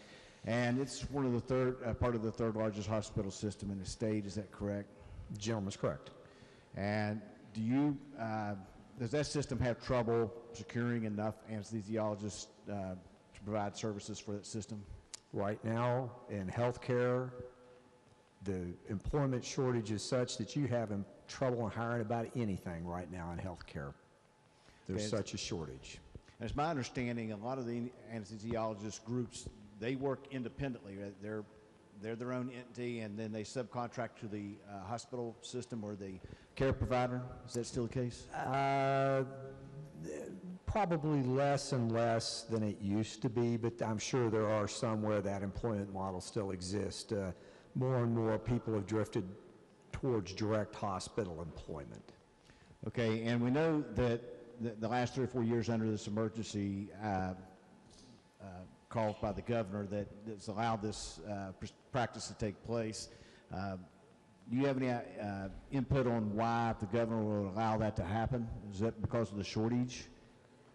I think I would dare not try to speak for the governor, but I believe that the reason that was included in his executive order in March of 22 was to increase access to care in our rural areas. Okay, and so, I mean, the consensus is, and has been spoken several times in here, that there is a shortage. If the gentleman would remember, we were so short of people in hospitals, we actually called out the National Guard to assist in hospitals. That's how acute the shortage was. Right, so the people are providing care, even in specialties like yourself and so forth. Do they get in a position where they're covering extra, working extra hours, extra shifts and things like that, so there is the tenacity for possibility for burnout, and they're like, you know, I want to go to another state where I don't have this situation? Most healthcare providers in this state wouldn't know what it was like to work a 40-hour work week. The gentleman is correct. It's mostly either 60 to 80. All right. Thank you. Mr. Speaker, can I speak to the bill? Gentleman's recognized. Thank you. I served previously about 9 years on the board at Thomas Health System. That's been about 3 or 4 years ago. That's why I had to ask him. I know that the way physicians, they used to run a lot of independent practices, and I know the anesthesiologists did, but here recently they've been asking to be employed by the hospital themselves for different reasons. But I know when I was there, the need to get anesthesiologists, and there again at that point, Thomas Health System was the 4th largest hospital system in the state, and now been acquired by WVU Hospital. But I know this was a constant struggle to try to get and maintain, and it was just, so this isn't just the small rural places. This is in our major metropolitan areas within the state, the struggle to try to secure and keep anesthesiologists and people to be able to do this. And then consequently what happens is, you know, as they take on more cases and have to provide extra shifts, then there's the propensity for burnout. So my thought on this is that I'm not sure what the original cause was, or the purpose of the bill sponsor. Can't speak for her, but I think that this would have the ability to be able to help alleviate some of the pressure that's put on the anesthesiologists out there. And I do respect what the gentleman from Mercer County was saying, that there are going to be cases, and you don't know when they are, when you really, you know, you want that expert, the best person possible. And I think anybody in here, if you're going to face a major surgery of any kind, that's why we go get second opinions. Or sometimes we head out of state to Cleveland Clinic or somewhere, because we want to make sure we're getting the very best, and especially if it's one of your children, you want to make sure you're getting the very best possible opinion, and somebody that's done that time and time again. So I understand that side of him, and you know, that's the part of the terrorist. But my concern is if we don't do something to help alleviate the pressure that on the professionals that we have, we're going to lose even more, and then the situation gets even worse. So with that, I lean toward, as the gentleman said from Mercer County, this is really a tough one, but I lean toward trying to provide some relief for the professionals that are out there. Thank you, Mr. Speaker. Are there other members who wish to speak to passage of the bill? Gentleman 65th, Douglas Martin. Thank you, Mr. Speaker. I'm able to ask a question of the chair? Yes, the gentleman is recognized for that purpose. Thank you, Mr. Speaker.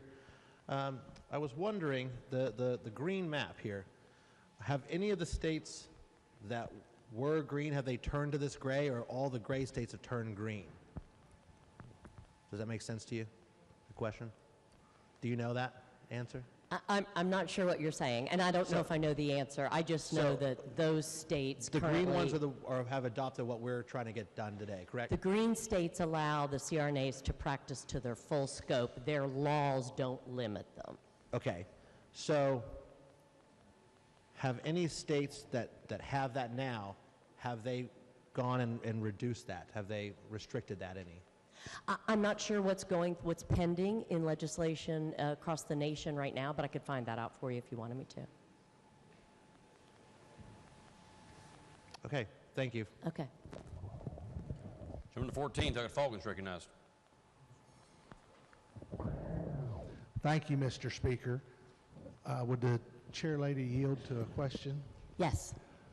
For understanding for some of my colleagues, can I lay out a scenario and you explain it?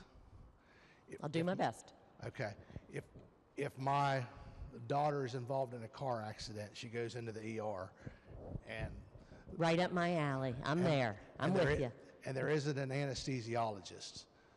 The doctor. There usually isn't. We don't have anesthesiologists in the ER. Our emergency room physicians do mostly everything. She has a broken leg and has to have it fixed however the medical industry does that. She would be administered anesthesia, potentially, by a CRNA who is supervised by the doctor who will be doing a surgery on her leg. Is that current? Well, your scenario is not really playing out how it really works, so I'm having a hard time. If you need to be sedated in an emergency room, then the nurses and the doctors there would do that. We usually only call anesthesia on a major trauma where we need to have help getting an airway established that our ER physicians weren't able to do. So whoever's on call will come at your hospital. That might be an anesthesiologist, that might be a CRNA. It's whoever's covering the operating rooms at that time. Is the doctor who would be doing the surgery supervisor, supposedly, they supervise yes. the CRNA? Allegedly. Yes, right, correct. They're signing off or accepting responsibility or however that works. And if this bill passed, then the CRNA would have their own liability and responsibility. That's the only real change is who supervises the situation. Right, they would not be required the term supervisor, and they would just be cooperating with them. So they already have their own liability insurance, but it would probably, if I was a lawyer, which maybe we can ask some of these that like to sue people, but I would think that they would probably try to sue everyone, but that person is responsible for their self, would not be an additional liability on that surgeon. Okay, so some of my constituents and different people have said, well, there wouldn't be a doctor there to supervise them because there aren't doctors in these rural places. And I was like, how many surgeries do you know of in the last X number of years that weren't in the battlefield that there wasn't a doctor available to perform the surgery? Yeah. So really it's removing the responsibility of supervision from a doctor who isn't an anesthesiologist anyway. That's exactly right, and sometimes you'll explain why certain gastroenterologists like this bill, right? Because they don't want to be the supervisor held responsible for someone that is trained in something over 9 years and something that they're not. Okay, thank you. Thank you. Question again is, shall the bill pass? Is there further debate on the bill? If not, shall recognize lady from 73rd, Douglas Summers, to close debate on the bill. Thank you, and I'll just say one thing. In my 37 years of experience as a nurse, I could tell you all kinds of stories to support whatever position I want to support, right? But that's not what this bill's about. All this bill is about is making our laws be in alignment with what the CRNAs are trained to do. Their scope of practice allows them to do this, but politicians over the years have said, nope, you can't do that without me being there or some other type of, supervisory role that's not required. I'm just asking that we push green to align their scope with our laws. Thank you. Question before the House is, shall the bill pass? Those in favor of passage of the bill will vote aye. Those opposed will vote no. The clerk will prepare the machine.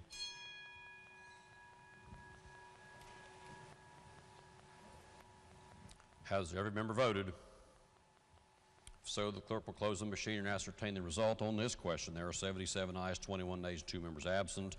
Majority of members voting in the affirmative. The chair declares that bill passed. Clerk will please report the title. House Bill 2613 relating to the administration of anesthetics. Are there amendments to the title? If not, the title as read by the clerk will be and remain the title of the bill. Gentleman from the 96th. Mr. Speaker, I move that the bill take effect from its passage. The gentleman from the 96th moves that the bill be made effective from passage. Those in favor of that motion will vote aye. Those opposed will vote no. The clerk will prepare the machine.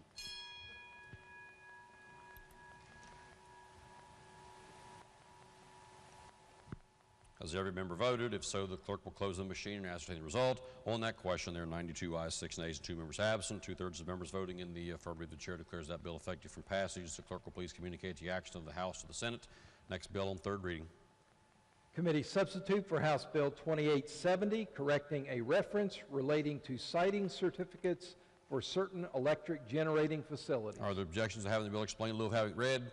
If not, chair recognizes the gentleman from the 10th, Douglas Anderson, to explain the bill. Thank you, Mr. Speaker. This bill was suggested to us by the Public Service Commission. Basically, it's more of a cleanup bill. Prior statutory changes renumbered code subsections leading to incorrect cross-references. The committee substitute was prepared to strike out an obsolete phrase and to fix the incorrect cross-references. I ask for support of the bill. Thank you, Mr. Speaker.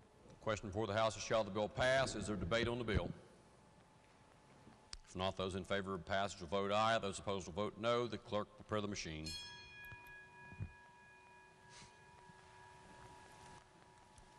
Has every member voted?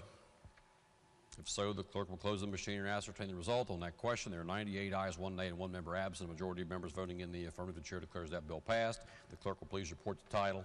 Committee substitute for House Bill 2870, correcting a reference relating to siting certificates for certain electric generating facilities. Are there amendments to the title? If not, the title as read by the clerk will be and remain the title of the bill. The clerk will please communicate the action of the House to the Senate. Next bill on third reading. Committee substitute for House Bill 3061, relating to updating the authority of the foster care ombudsman. Are there objections to having the bill explained in lieu of having it read? If not, lady from 73rd, Douglas Summers, to explain the bill. Thank you, Mr. Speaker. This bill permits the foster care ombudsman to monitor, investigate, and review issues with the child welfare system, from intake to when the child ages out, and foster children within the juvenile justice system. It adds language which protects the ombudsman from being compelled to testify or produce evidence in a proceeding on investigations. But the ombudsman may be called before LACRA to testify on actions carried out by the office, but not the substance of an official investigation. It prohibits other state agencies or officials from preventing the release of reports by the ombudsman. These changes bring added accountability to the child welfare system, and I urge passage. The question before the House is, shall the bill pass? Is there debate on the bill? Is there debate on the bill? The gentleman 26, Secretary Rohrbach, recognized. Thank you, Mr. Speaker. Good afternoon, ladies and gentlemen. This is an important bill. We've all sat here for several years and worked on our problems with foster care and CPS. What this legislature is attempting to do with this bill is to put some real accountability and enforcement into the data collection and the ability to enforce and see what's going on. This frees up the ombudsmen, give them much more control, and I'm 100% for this because this, as well as some other things that we're doing in DHHR in the Office of the Inspector General, is really going to help to make this system accountable, which I think is something that everybody in here wants. Thank you, Mr. Speaker. Is there further debate on the bill? Does Lady 73rd wish to close debate on the bill? If not, those in favor of passing the bill vote aye. Those opposed will vote no. The clerk will prepare the machine.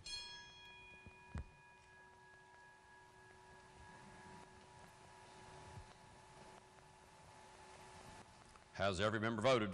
If so, the clerk will close the machine and ascertain the result. On that question, there are 100 ayes, 0 nays, and 0 members absent. Majority of members having voted in the affirmative, the chair declares that bill passed. The clerk will please report the title. Committee substitute for House Bill 3061 relating to updating the authority of the Foster Care Ombudsman. Are there amendments to the title? If not, the title as read by the clerk will be and remain the title of the bill. Gentleman from the 96th.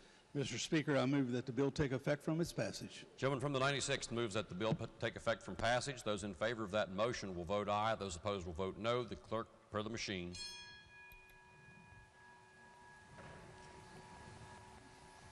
Has every member voted? If so, the clerk will close the machine and ascertain the result. On that question, there are 100 ayes, 0 nays, and 0 members absent. A majority of members vote, or 2/3 of members voting in the affirmative. The chair declares that bill effective from passage. The clerk will please communicate the action of the House to the Senate.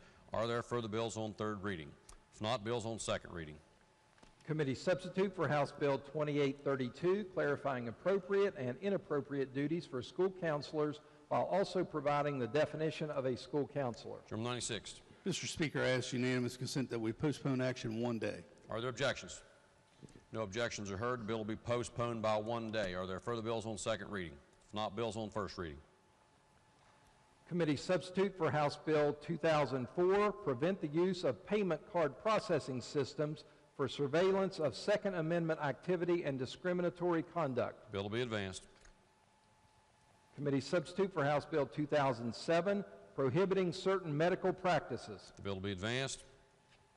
Committee substitute for House Bill 2008, requiring local entities to enforce immigration laws. The bill will be advanced. Committee substitute for House Bill 2380, relating to school building authority. The bill will be advanced. Committee substitute for House Bill 2443, relating to service employees with National Association for Pupil Transportation Certifications. The bill will be advanced. House Bill 2768 to require all state entities and Chapter 30 boards to use .gov domains and email addresses. The bill will be advanced. House Bill 2941 to extend the end date of the State Advisory Council on Post-Secondary Attainment Goals. The bill will be advanced. Committee substitute for House Bill 3091, requiring counties provide fiscal information for state auditors' West Virginia checkbook website. The bill will be advanced. Are there further bills on first reading? If not, leaves of absence. Introductions. Introductions. Gentleman from the 47th. Nope. Are there introductions? Miscellaneous business. Gentleman from the 47th. Longacre. Thank you, Mr. Chair.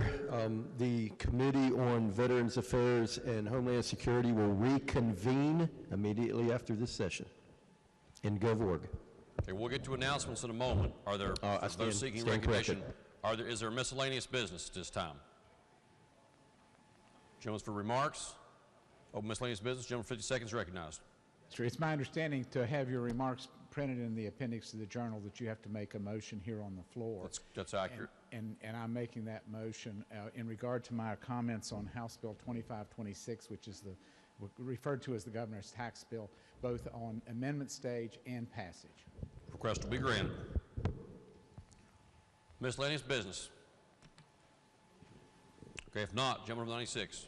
Thank you, Mr. Speaker. I move, subject to announcements and remarks by members, that the House adjourn until 11 a.m. tomorrow. Okay, the gentleman's motion is that subject to announcements and remarks by members that the House stand adjourns at 11 a.m. tomorrow. Let's take remarks by members first. At this time, are there remarks by members? Gentleman from the 52nd, Douglas Rowe, is recognized. Thank you. Thank you, Mr. Speaker. I just want to say, first of all, happy Black History Month. We have a good connection to that here in West Virginia. West Virginia State's Dean, Carter G. Woodson, is the one who came up with Black History Week, and now we celebrate Black History Month. And of course, what he wanted to do was to make certain that people understood the valuable contributions of African Americans to American culture and to world culture in sports, the arts, poetry, literature, across the whole board of how important this group of folks are. They today constitute about 34 million people. That's up or down some. And they're one of the largest population groups in the world. And their contributions are remarkable, and a lot of them around the world are just seen as uniquely American, which is appropriate.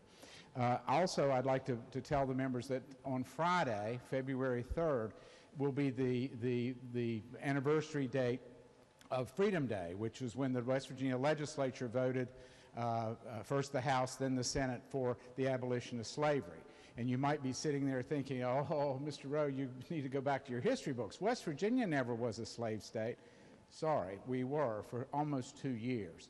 What happened is the President Lincoln said, I'm not going to sign your bill for statehood if you don't put something about the gradual abolition of slavery.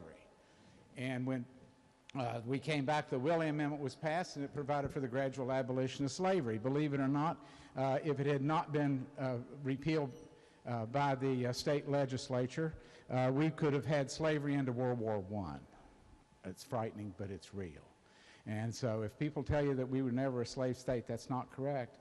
And it was the House of Delegates and then the Senate that voted to abolish slavery, and they did it on February 3rd. And I think it's a day that we should probably commemorate with official recognition by the state. The third thing is about the governor's tax bill. I think that you probably are wondering, where are we on that? Well, we, of course, sent the governor's tax bill over to the Senate. The Senate is kind of mulling it over. Senator Tarr has indicated very clearly that his concern with the bill is that it's too much, too quick, it's too expensive, that we can end up like, and he last night actually referred to the fact that we could be in Kansas with the same problem, where the trickle-down theory just didn't work, where if we just gave people back their taxes, they'd spend it locally, and we'd get big sales taxes, and we'd have new business, and so on. It just didn't work there. And they had to come back and raise taxes. I think the Senate's primary concern is the cost. And you say, well, what's the cost? The governor's tax bill is about $1.4 billion. And we only get about $4 billion or so in revenue. So we're talking about a 25% cut in our revenues. It's a lot. Now, if you remember, we had had an amendment. I proposed an amendment where we were going to have some cuts that would be a zero tax at different levels. Well, that got real expensive too. But let me mention something we've been talking about, and that is that perhaps we could step it in. You know, it's been 8 years since our group over here was in the majority, and I don't think there's been a single tax bill to help regular working people in 8 years. Now, we've done lots of business tax cuts, and the Senate is is favorably looking at the Second Amendment, the Amendment 2, that had property taxes shifted from businesses, I think, shifted from business onto homeowners. That's just not something we should do. We should finally, after 8 years, give a tax break to working families. And you say, well, what's that going to cost? Well, we could step it in. We could zero out the tax on the first $40,000 in income, and it would cost us about $800 and some million a year. Now, that's much more manageable. It's almost half the governor's cost. And then if things are going well and it's rosy bright and we've got new revenues coming in and life is good still year after year, we can always increase it from that $40,000 bracket up to $60,000 bracket. And you say, well, what kind of money are these people going to get if we do zero out their taxes? Under our plan, they would get under our plan at $40,000, they would get about $1,600. Under the governor's plan, they get about $750. Now, we could kick it on up to 60, 50, 60, can do it in steps, and then we won't be confronted with a cost that we can't afford. But we've got to get on the road. We've got to get started. It's been 8 years. It's time for us to do something for working families. And this is an opportunity to do it. Now you say, well, what are we supposed to do now? It's over in the Senate. Right, we just have to be patient, watch what's going on, and hope that what we're going to do is we're going to have a sufficient tax cut that we can walk out of this building and say it's been 8 years, but by golly, we finally did it, and we didn't bankrupt the state. That is an important part of it. I think that we could probably afford a tax cut at $800 million. Now, that's a lot of money. but it wouldn't be one that we couldn't retreat from if it got to be out of control, and I don't think it would be out of control. But anyway, that 40,000 would really be meaningful to people. And you say, well, wait, only people who make $40,000 a year or less would get the benefit. No, no, no, no. Everybody gets that. Every taxpayer above 40,000 will get, under our plan, would get $1,600. On the governor's plan, they only get $800. And of course, you remember that the problem with the governor's plan is that he gives all the money to the top-end, top-bracket taxpayers. If you report $1 million in income, you get $32,000 in savings. You know, while the people at the lower end are getting very little, getting a few $100s. So if you look at it, keep your minds open. I think that there's going to be negotiation between the two houses. I heard from I interpret from the chair Tar that they're not in a big hurry to get that bill done. They want to study it. They are very focused on the costs of the governor's bill that we sent over there, and that they want a plan that does benefit working families, but they haven't figured out what that should be. So anyway, Mr. Speaker, I appreciate being able to give these remarks about the tax bill. The floor is open for remarks by members. Are there other members who wish to deliver remarks by members today? If not, we'll proceed to announcements. Are there announcements? Gentleman from the 97th, Doug Hardy. Thank you, Mr. Speaker. Your Committee on Finance will meet today, February 1st at 1:15 p.m. The Finance Committee room. There will be 6 agencies presenting their budgets, so grab some lunch and buckle up. Tourism, Commerce, Economic Development, the Treasurer's Office, Public Service Commission, and Consumers Advocate. Thank you, Mr. Speaker. Gentleman from the 51st, looking fast.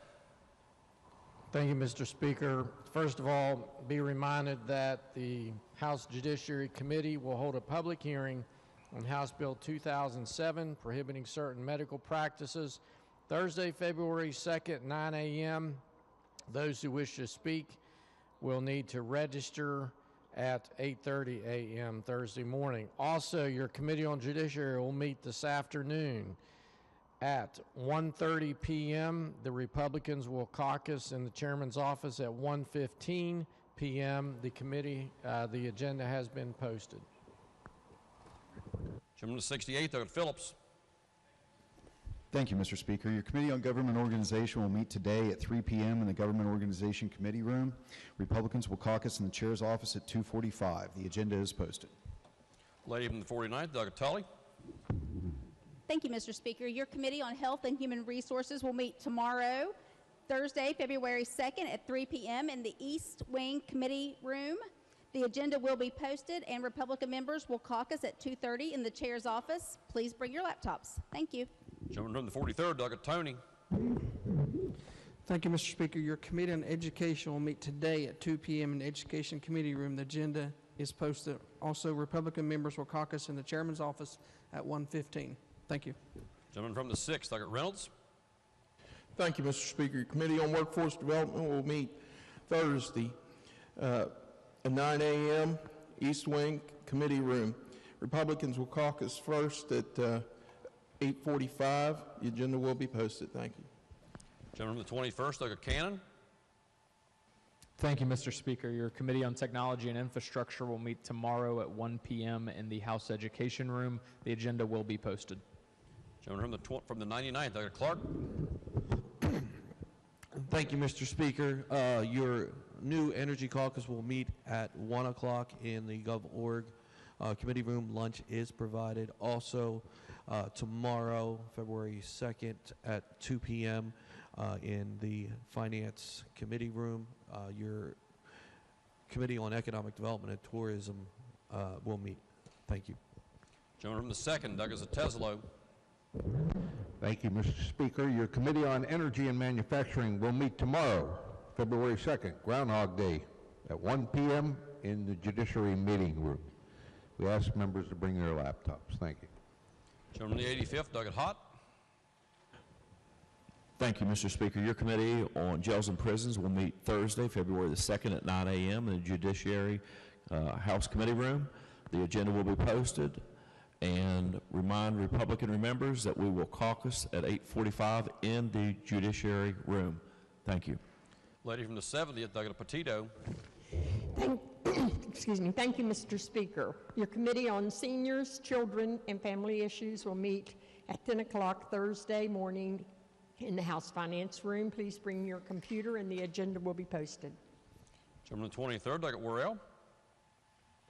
Thank you, Mr. Speaker. Good afternoon, ladies and gentlemen. I know everyone's hungry, so the West Virginia AFL-CIO Labor Caucus will be in GovOrg immediately after floor session. Lunch will be provided for members staying for the meeting. Thank you, Mr. Speaker. Gentleman the 40th, Douglas Cooper. Thank you, Mr. Speaker. Your Committee on Veterans Affairs and Homeland Security will meet again today at 4 o'clock to complete our agenda from this morning, and we will be meeting in the Government Organization Committee room, so we may have to wait for a little while for Government Org to finish their meeting. So planning for 4 o'clock today to finish our agenda in Veteran Affairs. Thank you, Mr. Speaker. Gentleman 25th, Douglas Hornbuckle. Thank you, Mr. Speaker. Immediately following adjournment, Democrats will gather for a quick caucus in the Obama Observatory. Also, Marshall University has provided lunch for all of us right outside of the chamber. Thank you. Are there further announcements? If not, the question is on the motion that the House stand adjourned at 11 a.m. tomorrow. Those in favor of the motion, please say aye. Those opposed, please say no.